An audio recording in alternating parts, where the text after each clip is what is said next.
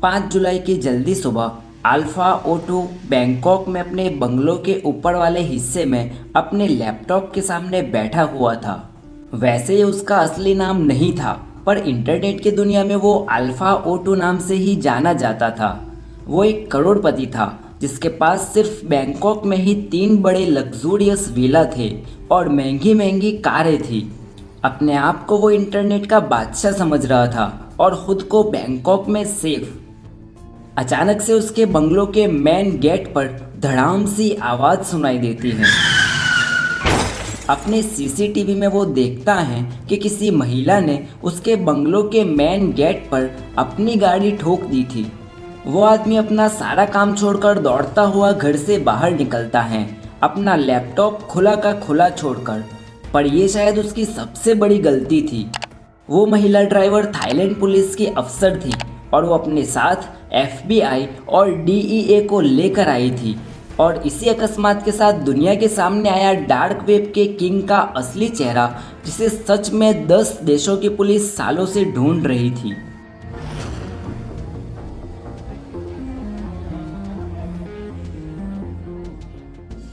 बात है साल 2010 के आसपास की। इंटरनेट अभी तक दुनिया के हर कोने में फैल चुका था, साथ ही डार्क वेब भी। सरफेस वेब पर जो कांड करने से लोग डरते थे, वो डार्क वेब में आसानी से अपनी पहचान और IP छुपाकर कर सकते थे। Drugs, guns, credit card theft, blackmailing जैसे कई सारे अपराध डार्क वेब पर तेजी से बढ़ते जा रहे थे।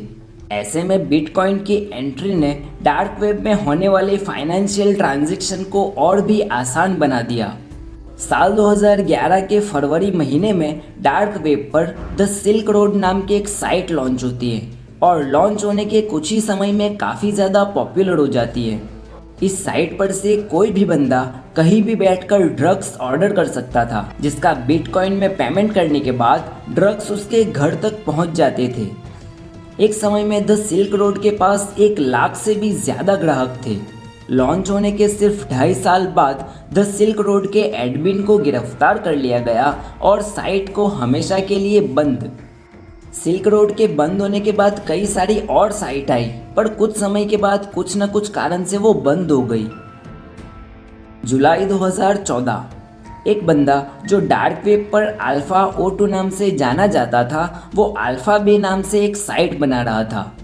5 महीने तक लगातार मेहनत करने के बाद दिसंबर 2014 में अल्फा बे साइट डार्क वेब पर एक्टिव हो जाती है।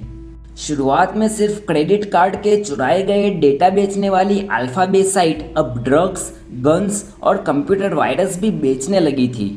मनी लॉन्ड्रिंग जैसी इलीगल एक्टिविटीज़ भी हो जाती थी। लॉन्च होने के कुछ ही समय में अल्फा बे डार्क वेब की नंबर 1 साइट बन चुकी थी। हालांकि अल्फा बे पर चाइल्ड पॉर्न और चाइल्ड अब्यूज़ जैसी हरकतें बैन थी। साइट पर ऑर्डर करना भी आसान था, ठीक अमेज़न की तरह उसका भी इंटरफेस था। पेमेंट भी आसानी से हो जाता था। अल्फा बे के यूज़र्स दिन ब दिन बढ़ते ही जा रहे थे। सिर्फ एक ही साल में अल्फा बे पर 2 लाख से ज़्यादा रजिस्टर्ड यूज़र और 40,000 से ज़्यादा सेलर्स थे।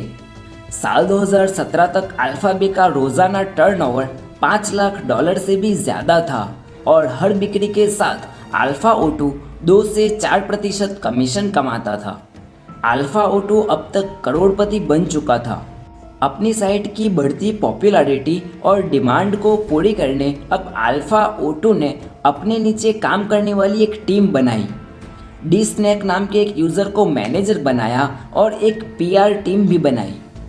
डी स्नैक को मैनेजर बनाने के बाद अल्फा ओटो ने अपना सारा काम डी स्नैक को दे दिया और ख़ुद सिर्फ एडमिन बन के रह गया। अब अल्फा बे का सारा काम डी स्नैक देखने लगा था। अल्फा बे का धंधा दिन दुगना रात चौगुना फैल रहा था। अब अल्फा बे का धंधा बढ़ रहा था, इसका एक मतलब समाज में ड्रग्स, गन्स और इलीगल एक्टिविटीज़ भी बढ़ती जा रही थी।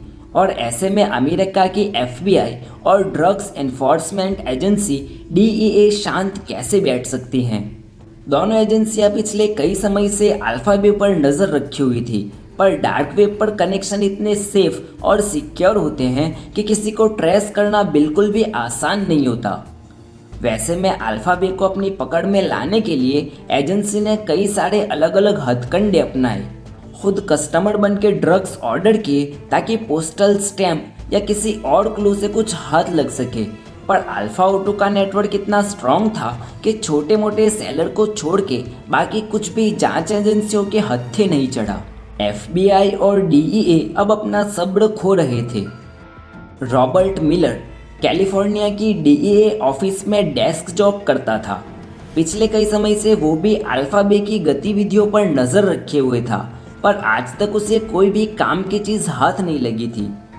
एक दिन अचानक से मिलर के कंप्यूटर पर एक ईमेल आता है किसी अनजान सेंडर की तरफ से, जिसने अल्फा बे का कच्चा चिट्ठा DEA के सामने खोल कर रख दिया। असल में अल्फा बे के शुरुआती वक्त में जब भी कोई यूज़र साइट पर रजिस्ट्रेशन करता तो उसे एडमिन की तरफ से एक वेलकम ईमेल मिलता था। शुरुआती वक्त में अल्फा ओटू ने एक छोटी सी गलती कर रखी थी। इस वेलकम मेल में अल्फा ओटू ने अपना प्राइवेट ईमेल एड्रेस इस्तेमाल किया हुआ था। हालांकि लॉन्च होने के कुछ ही समय में उसने अपनी गलती सुधार ली थी, पर तब तक शायद देर हो चुकी थी। किसी एक अनजान मेंबर ने उस मेल को अभी तक संभाल के रखा था और एक दिन अचानक से उसने यही mail DEA agent Robert Miller को भेज दिया। उसका मेल एड्रेस था pimp_alex_91@hotmail.com। DEA ने अब इस ईमेल एड्रेस को इंटरनेट पर खोजना शुरू किया। सबसे पहले skyrock.com नाम के एक फ्रेंच सोशल मीडिया साइट पर DEA को एलेक्स नाम के एक बंदे का अकाउंट मिला और यहीं से एलेक्स के कुछ फोटोज़ भी। इस प्रोफाइल के अनुसार ये एलेक्स नाम का बंदा सिर्फ 17 साल का था और कनाडा का रहने वाला था। और भी डिटेल में जांच करने से इसी ईमेल वाला बंदा और 2-3 टेक्निकल फॉरम्स में पाया गया। एक फॉरम पर उसने फोटो में से वायरस कैसे दूर करे इसके बारे में लिखा हुआ था। इसी फॉरम में सबसे आखिर में इसके ईमेल एड्रेस के साथ उसका नाम भी लिखा हुआ था, अलेक्जेंड्रे कैसेज। DEA के पास अब अल्फा ओटू का असली नाम भी था। इसी नाम से जब DEA ने फेसबुक पर सर्च किया तो पता चला कि एलेक्स एक थाई लड़की से शादी कर चुका है और थाईलैंड में ही रहता है। एलेक्स की वाइफ के फोटोज से DEA ने पता लगाया कि दोनों बैंकॉक में रहते हैं। इतना ही नहीं, एलेक्स के पास सिर्फ बैंकॉक में ही 3 आलीशान बंगलोज थे। DEA के पास अब अल्फा ओटू का पूरा कच्चा चिट्ठा था, उसके बारे में हर एक जानकारी थी। इसके बावजूद भी DEA ने एलेक्स को पकड़ा नहीं, क्योंकि एक तो उनके पास एलेक्स के खिलाफ कोई ठोस सबूत था नहीं। अगर सबूत चाहिए तो उन्हें एलेक्स का कंप्यूटर चाहिए होगा, वो भी अनलॉक्ड। अगर किसी तरह एलेक्स को पता चलता कि DEA या FBI को उसके बारे में भनक भी लग चुकी है तो शायद वो सारे सबूत मिटा देता। और उसी के साथ शुरू हुआ operation Bayonet. DEA, FBI, royal Thai police और उसके अलावा 10 अलग अलग देशों के इंटेलिजेंस अफसर एक साथ मिलकर अल्फा ओटू को रंगे हाथ पकड़ने का प्लान बनाते हैं।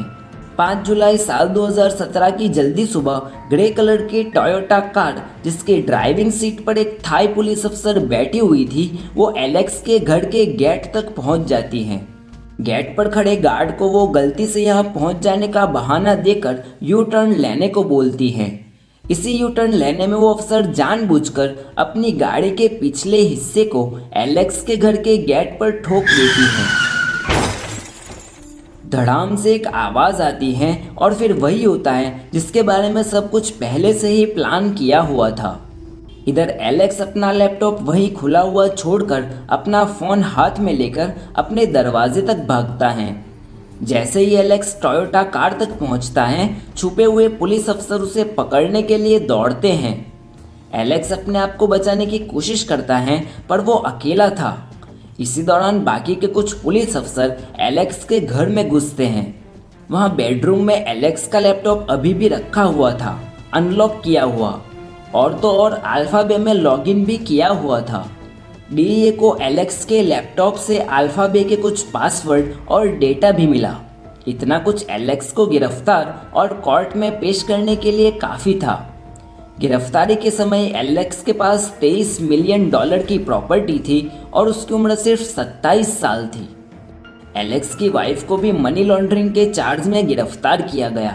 गिरफ्तारी के एक ही हफ्ते के बाद 12 जुलाई साल 2017 के दिन पुलिस कस्टडी में ही एलेक्स ने सुसाइड कर लिया। डार्क वेब का किंग इसी तरह गुमनामी की मौत मारा गया।